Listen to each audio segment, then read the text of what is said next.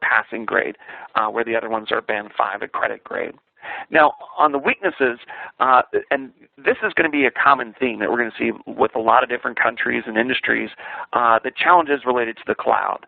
We're going to talk about, cloud applications like SaaS-based applications, and then also cloud infrastructure, infrastructure as a service, platform as a service, and that is the biggest weakness in Australia from our respondents, assessing cloud infrastructure for risk, and also assessing custom web applications, and detecting and assessing transient mobile devices. So these are the three biggest challenges in Australia.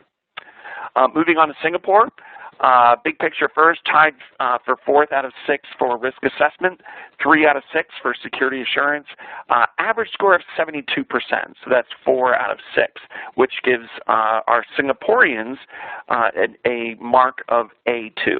Okay, and so that's sort of the equivalent of a C, or maybe even a C minus. So on the positive side, assessing risk with physical servers in data centers and virtual servers in data centers. So that's a positive in Singapore. Measuring the effectiveness of security investments, that's also a positive.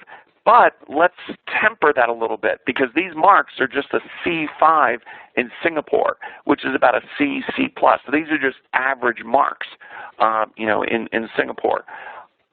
So we don't have a lot of high marks from the Singapore respondents.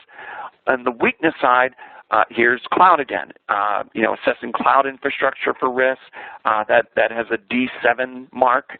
Assessing cloud applications for risk, another D7 mark. Assessing custom-built web apps for risk, that's another D7 mark.